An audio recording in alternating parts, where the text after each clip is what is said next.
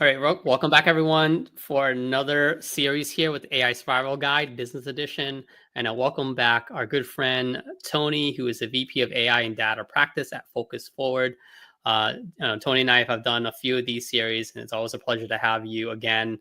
And today we're going to dive into the AI trends for 2025. So much has gone over, has been released with OpenAI during the 12 Days of Shipmas. In December. You and I haven't connected because we've been off on winter, and this is our first time connecting. So we have a lot to unpack today for 30 minutes. And then what does that mean for 2025? So welcome back, Tony. Thanks for having me, Kham, and Happy New Year. Yes, Happy New Year. It's going to fly by again before I know we're going to be in Yep, 2016. yep. um, so, you and I talk often offline about a lot of things that are happening, and how is it practical, right, for people to kind of prepare. Some things that we want to cover today is reflecting back on 2024. A lot of folks were doing their own thing, right? AI was like in the silo, and businesses couldn't really figure out like how do we take that and incorporate into our workflows, right? Like how to, and we're seeing a lot in Q4 going into Q1. AI strategic planning, right? Budgeting, really being mindful and intentional to make this part of their overall business growth. What are some things that you're seeing from last year going into this year, Tony? Yeah, so there has been a lot of reports. I've been, reading all the reports from 2024 on what happened to the organizations, the AI adoption in organizations, and most of the reports point to one key thing. One is, corporations were building AI as silos, not in getting integrated into their core workflows. So, the adoption fell because of those reasons. And now the CIOs and the CTOs are focusing more on getting AI into the core workflows. So I think that would be their top priority going into 2025, apart from a stronger data foundation. Yeah, my wife and I were just talking about this today in the car. She's like, even if I don't want AI, it's forced upon me. It's got to, I'm like, yes, Yeah. I go, honey, it's in our, it's in your phone. It's going to be in the software you're going to be using. So we have to, as a society, be prepared and start really leveling up with learning and being, have some advocates within our companies to upskill, right, all of our workforce to prepare of like what AI can do for them, but how does it impact, their role, maybe their career, the economy, etc. Yep. So Yep. shifting to what happened in December, right? OpenAI had a lot of eyeballs on them because it was like, okay, what are they going to release on this 12 days of shipments? Funny title and spin to it. There was a lot of things in those 12 days, but a couple things that stood out for me, Yeah. Tony. I think you and I chat about this, Yeah. planning and going into Uh-huh. this call today was we can't talk about all of them. But I think the things that stood out for us was the full model of O1. Yeah. Also, the subscription, they have Pro now versus just the Plus version. Um, Yeah. also, you can refine some of the models now with less data. Um, Uh-huh. we also discussed um, Sora, of course, right? Yep. That's going to be a big thing to talk about. We talked about the newest model, which is super intelligent, which is the O3 model versus now. I Uh-huh. mean, we just got the full version of O1. Like, what does that mean now? Um, Yep. Yeah, I yeah, would I would say I would defer the term super intelligence because we are not yet ready, not yet there, not even closer to AGI. So yeah, but O3 was amazing, in terms of reasoning, it excels O1, all the capabilities. So I think O3 was one of the biggest thing that happened.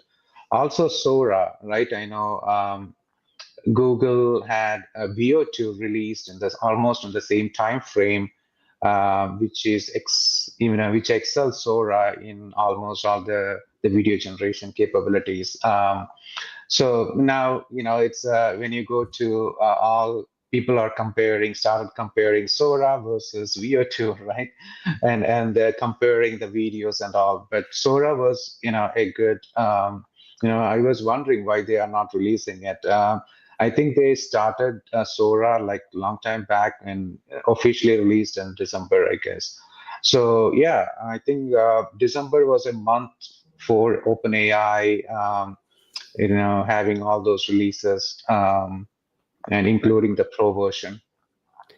Yep. Well, so let's kind of go down the surface on a few. We have a lot of different topics here, so let's kind of go one at a time, in no particular order. Mhm, But like since we're talking about video, so mhm. Google's VO2 versus OpenAI Sora that just came out. Some Yeah. things that I'm seeing is that overall Google is better. If you're comparing quality, they're doing 4K resolution versus Sora is like 1080p.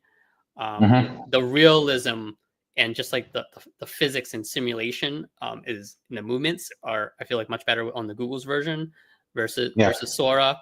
What other things are you seeing, you know, in the I video think side?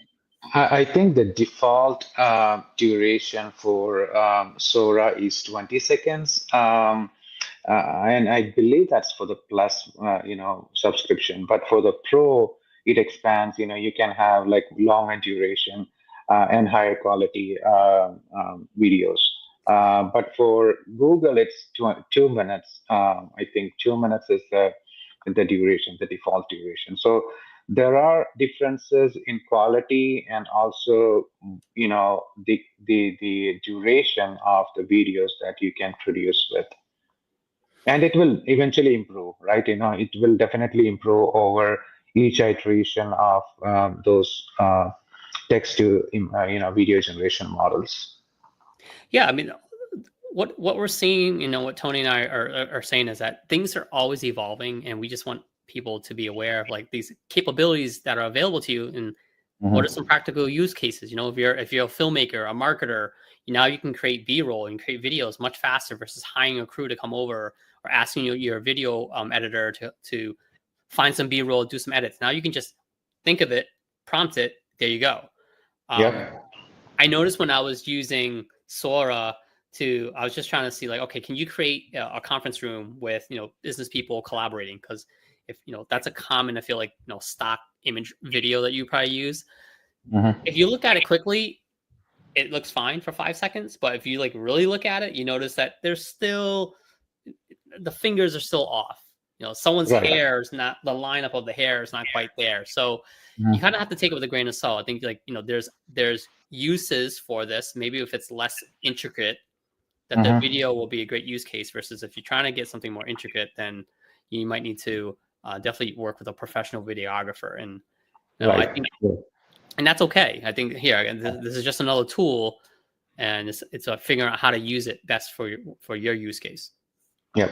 And I think you could still, explain your concepts in terms of videos, that was not there before, right? But that opens up a possibility where you can explain what you were thinking, especially when it comes to like ad generation or, ad videos, advertisements and all.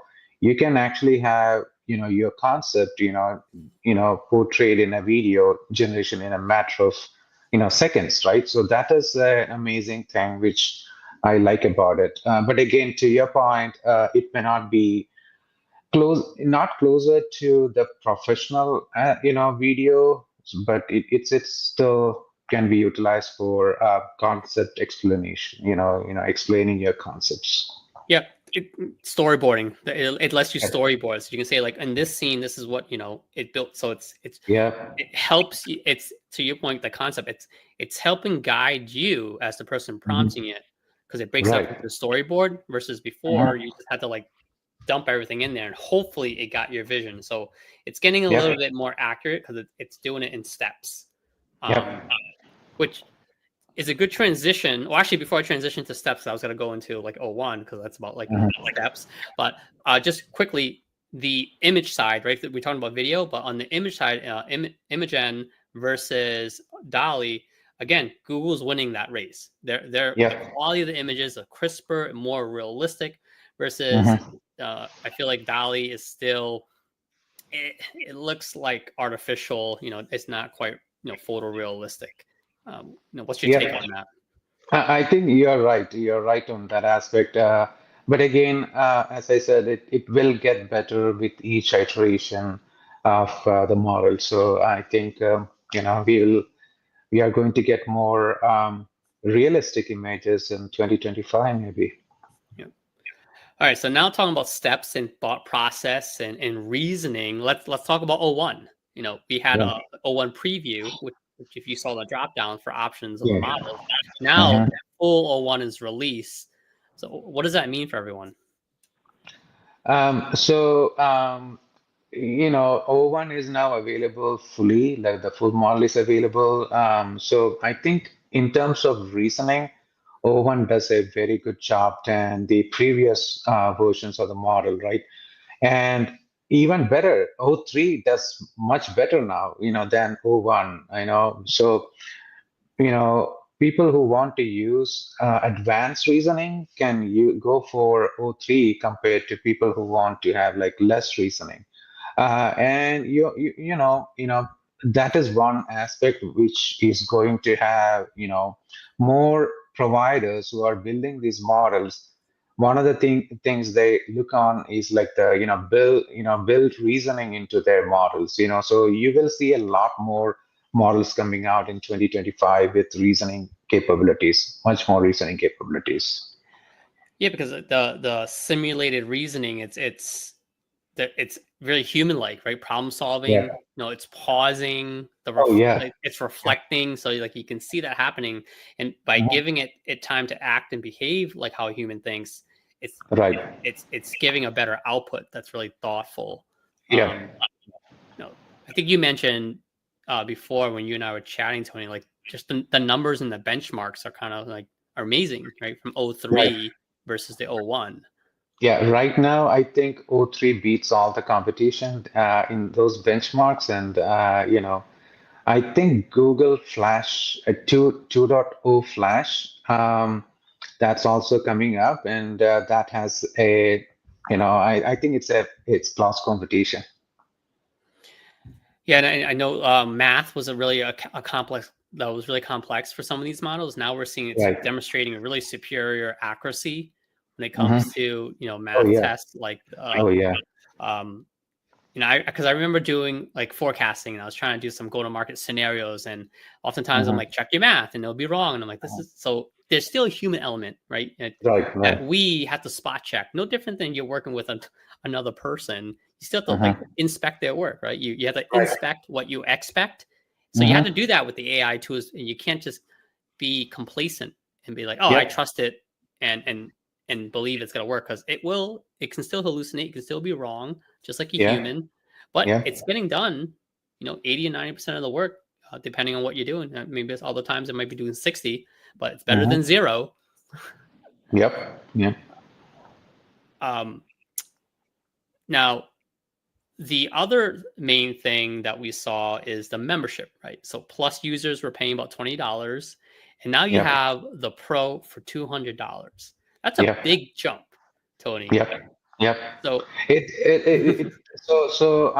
Yeah, you can actually debate on the value proposition of that, but the thing is like they wanted to give unlimited usage for they wanted to create a subscription which gives them unlimited usage to people who are opting for that subscription, and also people with that subscription can get much more higher quality videos and longer duration with Sora. So there are a couple of other additional features that are not available to the plus users or limited to the plus users. So, but again, when it comes to like whether it makes, like, is it a better value? I don't know. So it all depends on the usage. I guess it's similar to, I think Panera Bread has this like unlimited drink membership per month. Yeah, If you yeah. if you go there a lot, and you work next to a Panera or live next to one, it makes sense, right? So it's kind of like Hmm. almost like a power user for ChatGPT. If you use it a Hmm. lot, it makes a lot of Hmm. sense if you're a professional researcher to get the pro. That's Right. $200 a Yeah. month. I think a lot of people are fine on the $20 plus version. I do catch myself when I max out on the O1 Pro. It's like, oh, I wish I had more, because like you're in this rhythm doing this strategic work, and you're leveraging the tool to help you do your job, but then all of a sudden it stops. So now Right. you're like in this, you're not in this flow anymore, a productivity flow. So if you're running into that, you've seen that, it makes a lot of sense, I think, to Right. make the investment. Yeah. And to your point, Sora, what I also heard is like you get put to the top of the line, because it takes time to generate those videos on Sora. But if you are a Yeah. pro member versus a plus, it's like a Yeah. VIP pass, or a fast pass if you, Fast travel. Yeah. or the lightning pass, lightning lane in Disney. Yeah. You Yeah. get to the front of the line. So I think the numbers might come out next year. Who all, I'm not sure OpenAI will release those numbers, but we can get feedback from people whether they got any value upgrading from the plus version to pro version, right? And so we'll get more feedback, whether it makes sense, right? Yeah.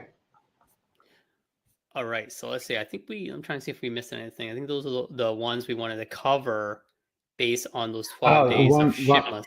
I think one of the things, again, I think we mentioned that in our last podcast, is the sound, the voice capability of, the O1, where you can actually like call, and, it can be hooked into a telephone line, and you call the chat GPT, and you get human like a virtual agent, answering, not like the responses which we get, the traditional IVR responses. It's much more. It can understand natural language, and it responds back in natural language. So I think that you have that is a big thing when it comes to customer experience.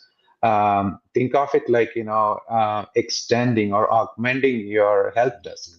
So those are some of the scenarios where I see real value add right away. So, it's a great tool or Yep. feature that we've added.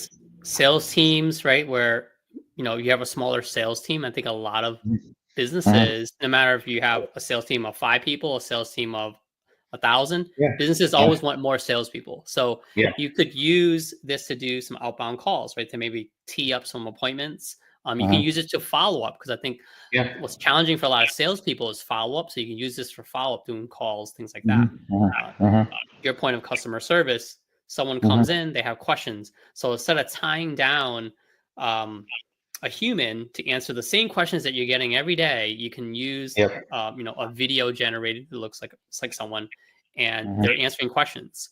I know Right. it's definitely a newer behavior, Tony, for someone to kind of like, wait a second, I'm getting help from AI. I think as people start to see at the end of the day, if it's Mhm, answering my questions, that's mhm. what matters the most. Yep. Because even when you deal with people, like you might get a customer service rep and they're clueless, and you can tell they're new, and you go to another one, they're clueless, and you get the third one, you're like, Right. oh, finally, someone that knows it. So Yep. this AI, it's gonna know because it's tied into the database. It's trained on all the data.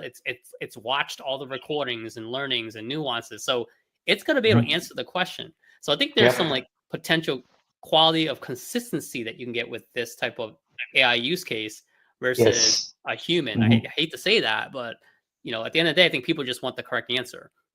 Right, right. And again, it's augmenting your existing workforce, not replacing them in any way, right? You're, extending that, help desk capability with virtual agents that can understand natural language. In the traditional IVR system, it's like press one to continue. Like if you want this option, press two. So that we have, this is a great upgrade compared to that, right? So I'm excited about this in a good way. Yeah. And I think let's segue into agentic, right? Like some people call it AI agents, on agentic Mhm, AI, because that's where we're talking about conversations with AI, but now agentic AI is really having, like a human, you know, mhm. able to execute things on your behalf without you having to take those execution.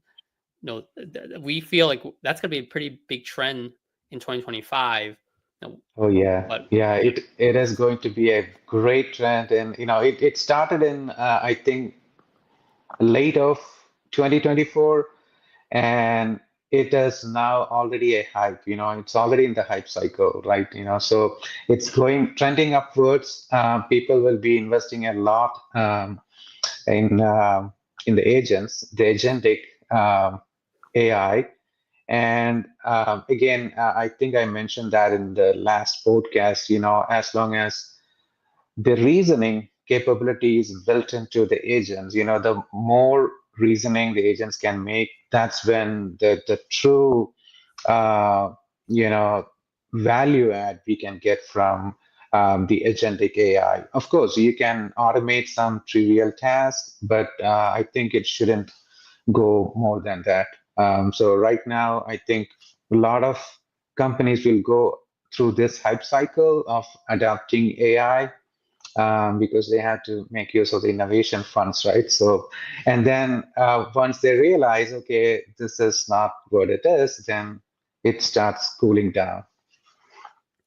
because these software companies are saying, oh, yes, you have now a project manager agent or a marketing Mhm. agent. Like, be cautious when you hear the term. Yeah, Really, they're just still building, these chatbots or these assistants that you're seeing today.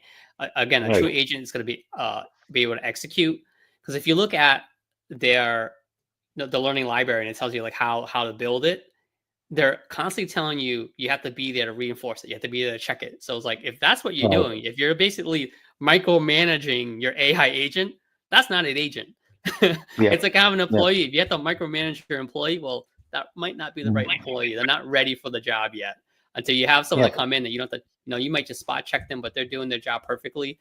Uh, we're Hmm. not there yet. Hopefully, we'll probably get there by the end of the year. I think that's a true agent. Yep, yep, agreed.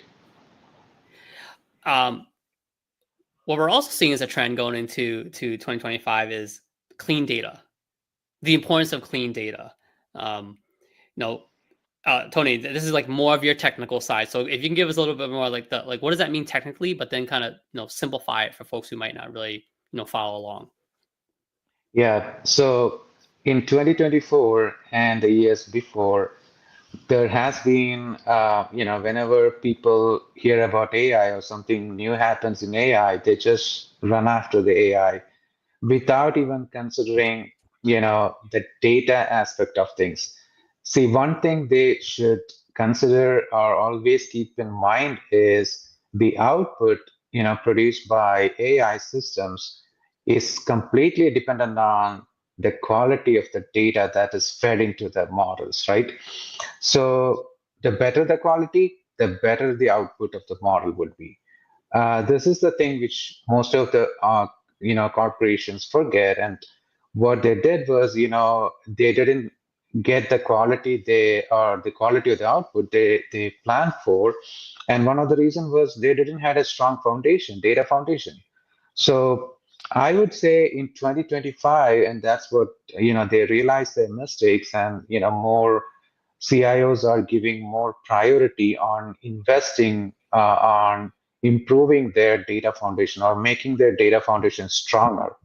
So, they can feed into the model better quality data so that, you get better outputs from the model. So I think they realize their mistakes, and, a lot of companies are, spending money in 2025 for, strengthening their data foundation.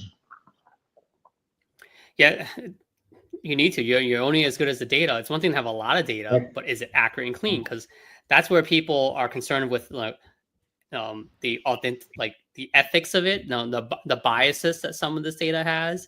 And if you don't Yep. understand that, you have to maybe reinforce with cleaner data or fill a gap with data to minimize biasy. Um, Mhm.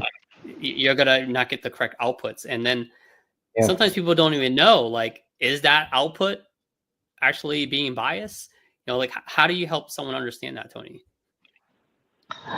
So, the biases, again, you need to have a very clean data set with less biases in order to have an output that is, not biased, right? So you need to have a lot of evaluations that needs to be done on that front. Especially there is, did I tell you about the new framework that is being put by NIST, ARIA, which is the assessing risk of and impacts of AI models. So that is ARIA.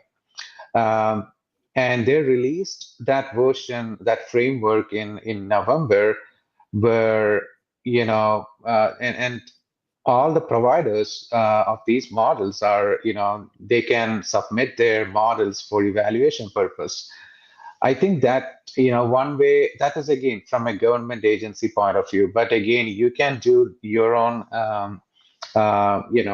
responsible AI assessment, a QRM, of your AI models where you can analyze, you can evaluate these models for potential biases, risks, and all those things, right? And reduce that before you release it. Yeah, you told me about this. This is actually great because I know we need to see more of this, like, if it's Yeah. regulations or just ways to kind of keep things a lot like, accurate and unbiased. So Mhm. ARIA is from the NIST, which is the National Institute of Standards Yeah. and Technology, which falls under the Mhm. U.S. Department of Commerce. So yeah, check it out because it's really helping people kind of figure out where they can explore risks and related impacts across the three levels of uh, model testing, red teaming, and then field testing. So, like, Yeah. thank you for sharing this with me. I'm going to dive into this a little bit more as well, Tony. Mhm. To kind of wrap this up, right? All we went through a lot of information today. Mhm. It really comes back down to having your workforce ready. What are some tips and advice you can give people who are concerned about their workforce not being ready, but even for themselves? Yeah, yeah. So AI, creating an AI ready workforce is very key for AI adoption in organizations, period. And organizations are understanding that, that key fact only very late in the game. I think they started that the importance of it like in 2024, and they started, investing a lot of money into upskilling or educating their workforce, and which I believe it should continue into 2025 as well. They should focus more on creating AI workshops, training programs for their internal workforce, so that they are up to date with what is happening in the field of AI. And again, as I said, it's not replacing them. That is one of the concerns the employees have, whether AI is going to take away their jobs, but it is not. It's actually like augmenting their jobs. So whatever they are doing, it's making their lives easier so that they can focus more on productive side of things. So once you educate your workforce, you can see the adoption increases tremendously, because people starts using AI without any inhibitions, and your adoption goes up. And once your adoption goes up, you reach your ROI in a much faster pace. So And there's so many. I mean, you're gonna find so many resources if you Google free or best and kind of say what type of AI course you're looking for. Like yeah. Salesforce has a program, Mhm. Amazon, IBM, Google, Oh yeah. Microsoft, a whole bunch of these, MIT. Like there's so many resources out there. That's the best way I think to kind of dabble. But I think the Yeah. best benefit is when you're ready to bring in and do a workshop hands on and get something tailored and customized, for Right. your workforce and for your company, and kind of start do a series because it's going to Yeah. take time for your employees. Um, it's top down, right? Even your leadership has to be on board, and then you roll it out to Mhm. your team and employees to understand what does the AI roadmap look like for our company, and then how do we break that into pilot programs? Right. How do we create a policy around this, and then how do we show what's the impact assessment Yeah. of the AI that Yeah. we've been running now for per month, per quarter. Mm-hmm. But it's the easiest thing is like just begin. There's no excuse. There's tons of free Yeah. resources out there, and there's a lot of other providers who do consulting and workshopping to customize it for Yep. you. Yep. So, Agreed. Yes. all right, we're like right on time. Perfect. Exactly 30 minutes here, Tony. So it's awesome. I wasn't sure Yeah. if we're gonna fit everything in today. We were gonna unpack this more specifically. You know, we might have a day where we're just really unpacking Sora versus VO. I mean, Mm-hmm. and I'm sure there's gonna be some new news, so we're always gonna roll out some new things. So, you know, if you're looking to get a hold of myself and Tony, you know, I'm on LinkedIn. Feel free to reach out anytime. Tony, is that the best way to I'm get a on hold of you? LinkedIn Is any too. other? Yes. Yeah. I'm on LinkedIn too. Yeah. All right, great. Well, thanks again for your time, and Tony, we'll be up here again, and I think in about a couple weeks. Yep. Bye from now. All right, cheers. Yes.